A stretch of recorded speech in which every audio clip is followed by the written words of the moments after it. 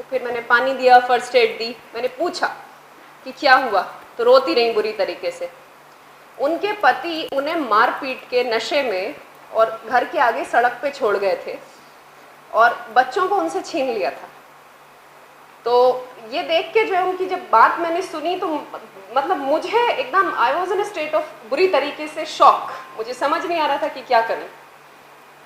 थोड़ी देर बाद मुझे मुबारकबाद देने के लिए हमारे पास के थाने के लोग आ गए। इतनी देर में उन्हें फर्स्ट एड दी, चाय वाय पिलाई, ये सब। तो बैठे हुए थे वो भी, तो मैंने उन्हें बताया कि ये हुआ।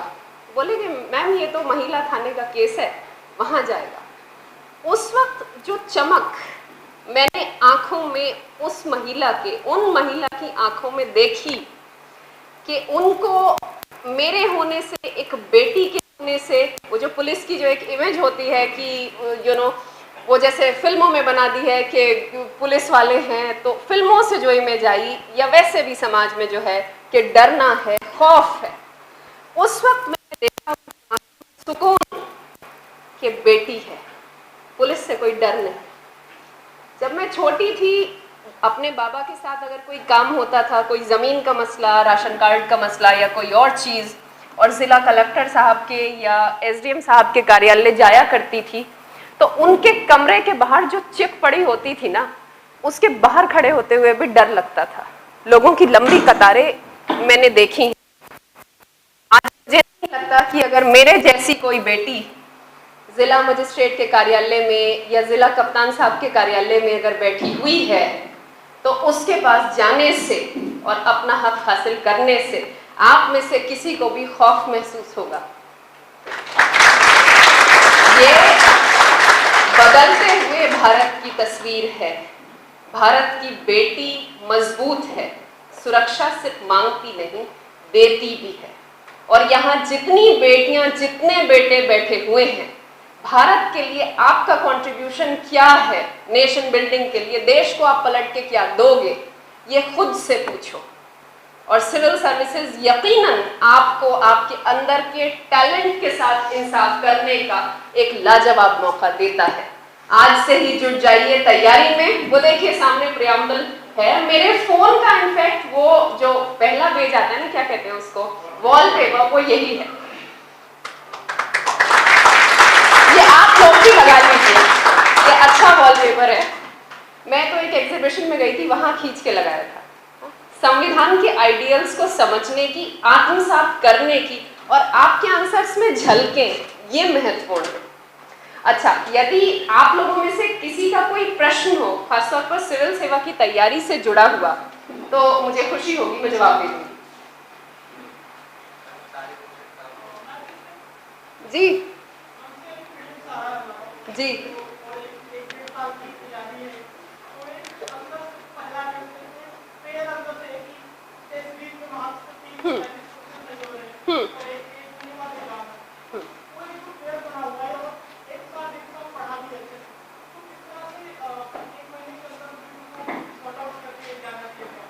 देखिए, जहाँ तक सिविल सेवा के प्रीलिम्स का सवाल है, तो सबसे ज़्यादा ज़रूरी स्रोत उसमें है टेस्ट सीरीज और पुराने प्रश्न पत्र। एक नहीं, कम से कम 2 टेस्ट सीरीज कीजिए।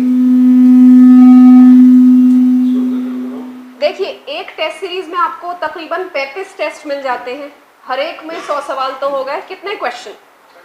3500 क्वेश्चन आपके पास है ना। तो जब वो 3500 क्वेश्चन आप सॉल्व करके परीक्षा भवन में जाएंगे, तो उस वक्त आपने सिलेबस का स्टैटिक भी, स्टैटिक मतलब जो सीधा एनसीईआरटी से, जो सादी किताबों से जो सिलेबस का हिस्सा है वो, और करंट अफेयर्स यानी जो भी आए दिन या सामयिक घटनाएं जो भी हो रही हैं, तो वो आप अच्छे से कवर कर चुके होंगे। टेस्ट सीरीज कीजिए, पुराने प्रश्न पत्र कीजिए, ये बहुत महत्वपूर्ण है। और भरोसा रखिए खुद पे। और इम्तहान हाल में सब लोग काला ब्लैक बॉल पॉइंट पेन जरूर ले जाइएगा। जी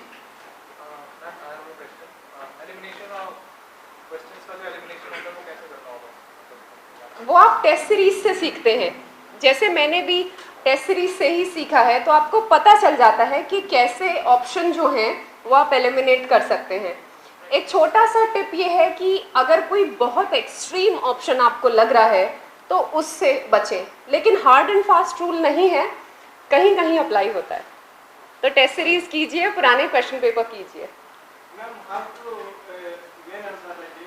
जी, मेंस आंसर राइटिंग जी, तो वो यही है कि कापी और पेन लेके आपको 3 घंटे इम्तहान जैसी कंडीशन में बैठना है, उसके लिए भी टेस्ट सीरीज बहुत मददगार साबित होगी। लिखिए, सवाल देखिए, उसका जवाब लिख के देखिए, क्योंकि इम्तहान में ये मैटर नहीं करता कि आपने 50 किताबें पढ़ी थी कि सिर्फ एक पढ़ी थी। महत्वपूर्ण ये है कि परीक्षा के उन 3 घंटों में आपने कितनी चीजें लिख दी। एक अच्छी चीज ये हो सकती है कि अपने जवाब आप चाहें तो बिंदु अनुसार लिख सकते हैं और उसमें डायग्राम और मैप बना सकते हैं, तो अच्छा नतीजा आएगा। जी पूछिए। ऑप्शनल, अच्छा अभी बताती हूँ जी।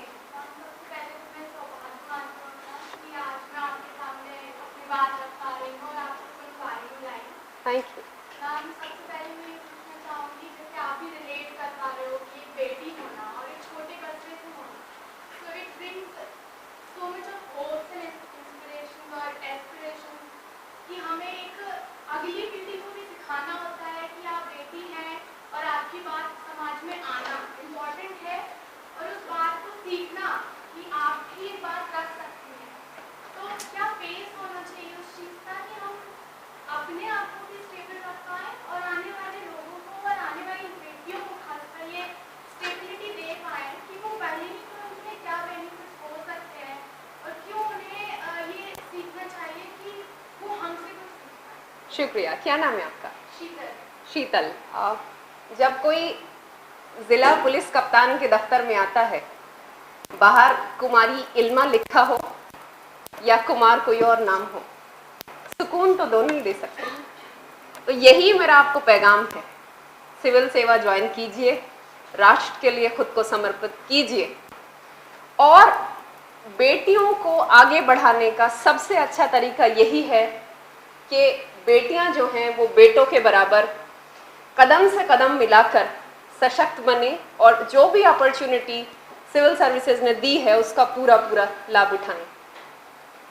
आपने ऑप्शनल के बारे में पूछा था ना मुझसे, आपका सवाल था ना, तो मैंने फिलॉसफी लिया था, दर्शन शास्त्र लिया था, क्योंकि मैंने 3 साल कॉलेज में सेंट स्टीवेंस में वही पढ़ा था। ऑप्शनल आप जो भी चूज़ करें, आपको उसमें रुचि होनी चाहिए, और उसके पुराने प्रश्न पत्र आप यूपीएससी की वेबसाइट से डाउनलोड कर लीजिए, देखिए कि आपको कितनी रुचि आती है उनको हल करने में, तो ये बहुत महत्वपूर्ण है। जी,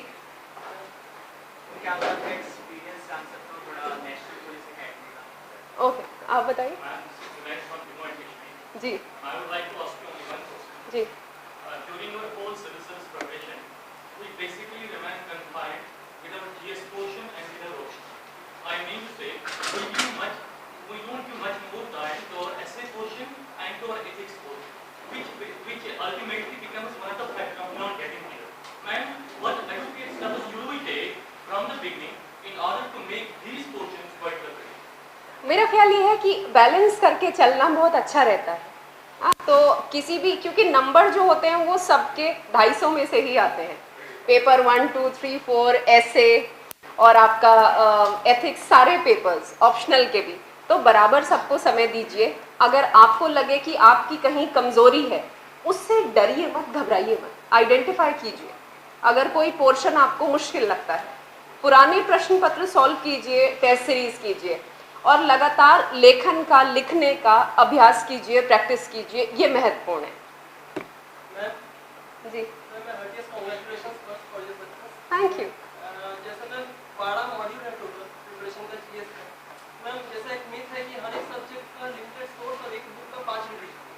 मैम पहले क्या करूँ? मैम पहले एक रीडिंग पहले करके उसके बाद प्रीवियस ईयर क्वेश्चन पढ़ूँ, पहले क्वेश्चन पढ़ूँ उसके बाद रीडिंग करूँ? ये सवाल आपको खुद से पूछना होगा, कैसे आपको लगता है कि आप अपने टैलेंट का पूरा पूरा इस्तेमाल कर पाएंगे। जैसे आपको बेहतर लगे, आपको लगे कि आपको जहन में आ रही है वो चीज़, आप कीजिए, लेकिन लगातार लेखन का अभ्यास बहुत ज़रूरी है। राइटिंग प्रैक्टिस इज़ क्रिटिकल इस तैयारी में, और पुराने प्रश्न पत्र भी करना, टेस्ट सीरीज भी करना बहुत ज़रूरी है। जी नहीं,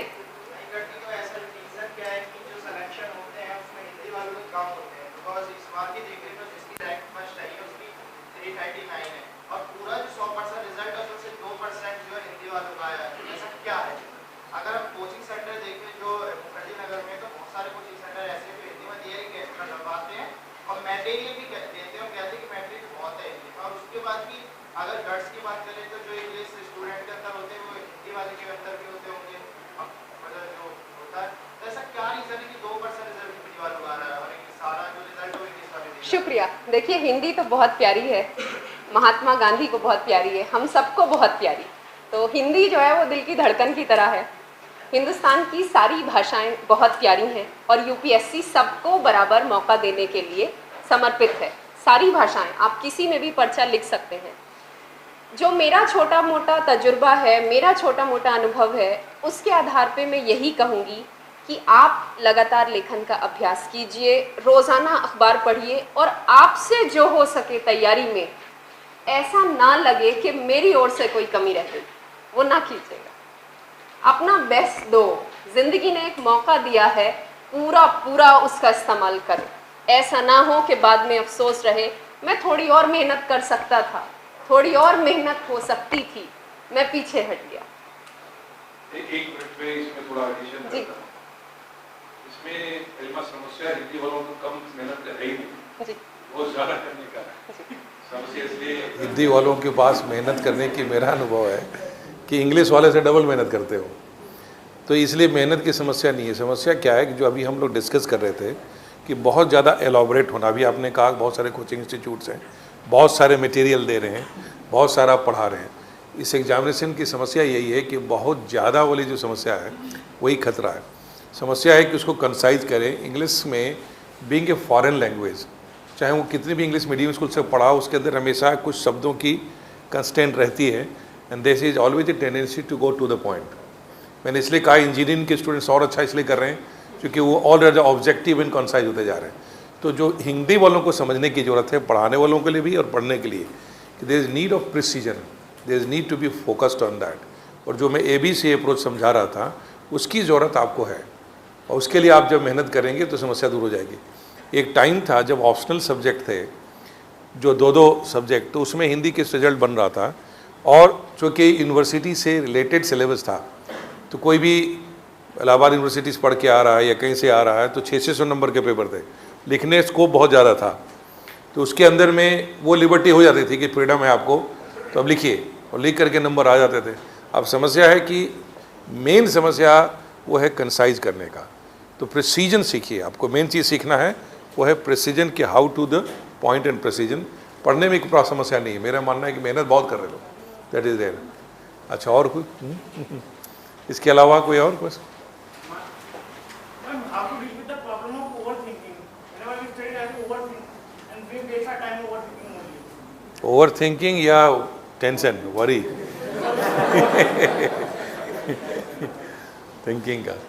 थिंकिंग का कोई एडिशनल सोचोगे तो काम की बात, तो कोई इन्वेंशन हो जाएगा।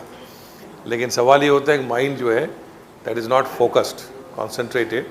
So you should have relevant thinking. Relevant कि जो विषय वस्तु है आप उसके इर्द गिर्द सोच रहे हैं, एग्जामिनेशन को ध्यान रखते हुए सोच रहे हैं, आप एक स्टडी कर रहे हैं